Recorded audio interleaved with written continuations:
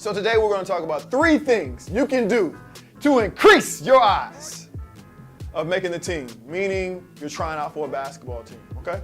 3 things. 3 things that you can do.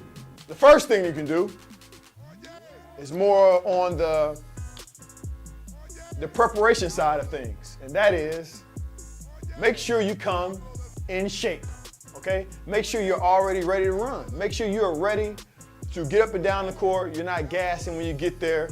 You've already started training 6 to 8 weeks before the tryout has even begun, so you're ready to go, all right? That's the rule. That's one thing that a lot of people mess up on, is they're not in shape. They don't have their legs under them, so they're not able to play at the level they need to play as far as tryouts are concerned, okay? They're gassing. They're already holding their knees, bending down, and it looks bad, okay? It looks like you didn't prepare for this test, all right? You just thought you was gonna be able to come in here and wing it.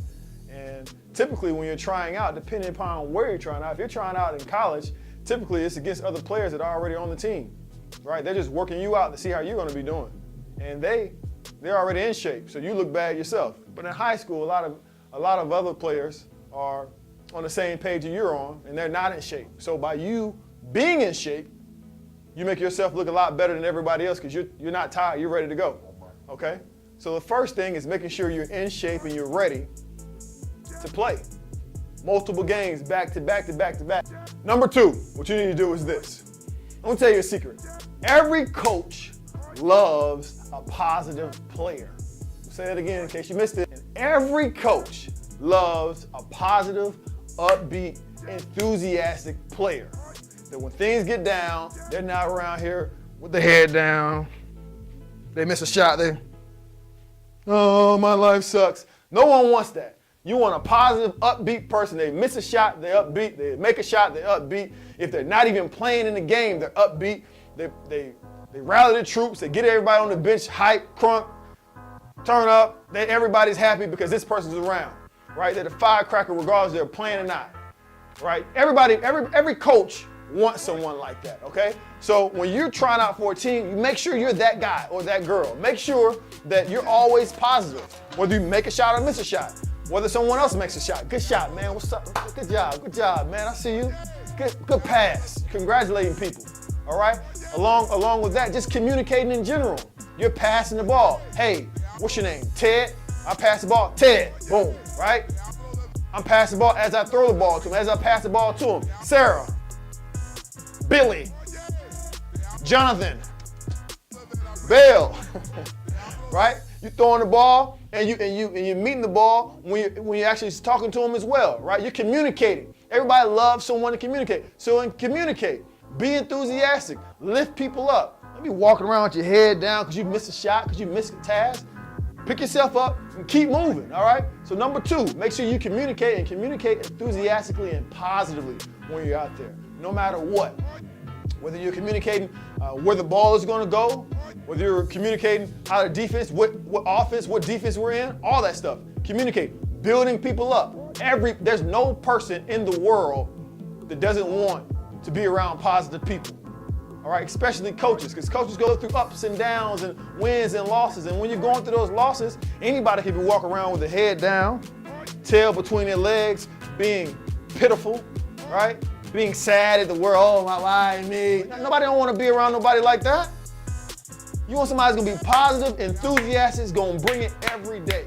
So in tryout, that's the time that you can do that. You can show that's what you bring to the table. Because everybody else is scared anyway. Everybody else is being quiet, scared, timid, shaking. Right? You ain't scared. You ready to get down with the get down, baby. You make sure you speak in a manner that everyone knows that you ain't to be played with and you on the court. If nothing else, they heard you. If nothing else, they knew you were out there just because they heard you saying positivity, okay? Number 3 thing you should do is this. Look yourself in the mirror. Before you get out there, look yourself in the mirror, all right? Make sure your hair right. You know, make sure your hair is right. Make sure the deep waves is looking right. No, I'm not talking about that. I'm talking about really looking yourself in the mirror and just having an assessment of what do I bring to the table, okay? What do you bring to the table? Only you can answer this question, okay? Only you can answer this question. What do you bring to the table? If you're a shooter, guess what? shoot. If you're a rebounder, guess what?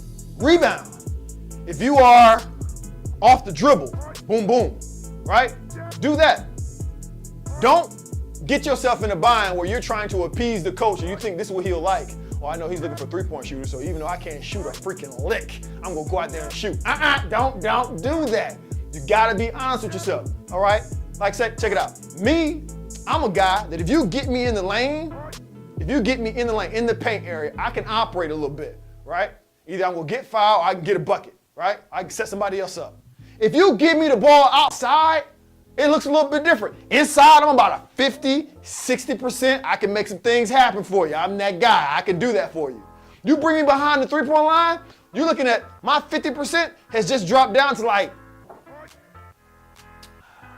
0.2, okay? Percent. 0.2, meaning it ain't looking too good, Craig. It ain't looking too good, all right? You don't want me shooting any threes. So in tryouts, I'm not shooting any threes. Now one of them. I'm not shooting any threes. I'm gonna mix it up. I'm gonna penetrate, kick. I'm gonna get under the basket, hit you a little couple pump fakes, right? Get some up and unders, set somebody else up, and one. Oh, and foul, and one, give me that.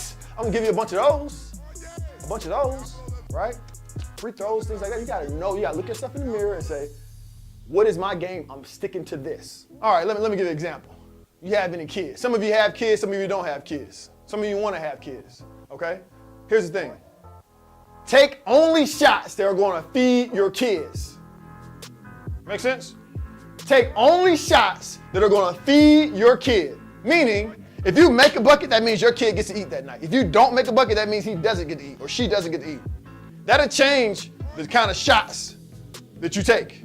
You won't be taking those Steph Curry from half court shots if you knew that your family can go hungry that night, right? You make sure you get down there to your meat and potatoes and say, this is what's gonna keep the lights on tonight, baby. This is gonna make it work right here. That's the kind of confidence you need. So if that's not your game, then don't do that mess, because you make yourself look bad. I know Steph just did it last night and it was top 10 Sports Center. Listen, try to make this team, you do what you do best, whatever that is. Even if it's just running the floor. You know, Karl Malone made a living primarily by running the floor consistently every time. He's a freaking Hall of Famer.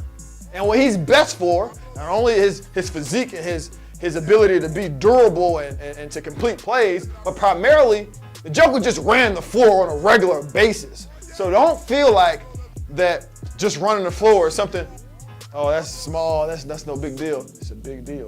Not very many people do it on a consistent basis, okay? So even if it's running the floor, if it's getting the rebound, I have to tell you the story about Dennis Rodman, just getting the rebound. That's what I do, I get rebounds. I don't get any buckets, but I get rebounds. It's a big deal, okay? It's a big deal. I'll tell you a quick story. When I came out of high school, I was supposed to go to this JUCO down in Arizona. It was Arizona Central or Central Arizona. It was out in Coolidge. Y'all can look it up. Coolidge, Arizona. And I get down there, and I don't know if I was gassed up because I was reading a magazine or I don't know what happened, but he gave me a shot because my coach said, you know, Bell, he can do what you need him to do. You know, hard worker. He's gonna run the floor. He's gonna get down there and get some buckets. I'm about 6'4", 6'5" with the right shoes on. Okay, right shoes on. Really, I'm like a 6'4". But anyway, I get down there, and for whatever reason, I didn't gas myself up into believing it. Guess what? I'm a guard. Yep, I'm a guard. I'm gonna be a guard. Because guess what? Gary Payton's 6'4", Jason Kidd's 6'4", Dwayne Wade's 6'4". Anyway, there's a lot of 6'3", 6'4" guys out there that shoot the ball, right? The last person that's made a real living down there on that block is my man, Sir Charles, okay? And I felt like in order for me to get this scholarship, I was gonna have to be a guard. Bell, are you a guard?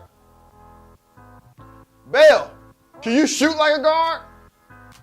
Hey, Bell, can you guard a guard? Can you get down and just sit down and guard the quickest guard? So why in the devil are you trying to guard a guard? Why are you out there playing guard? Why don't you just stick to what you know how to do?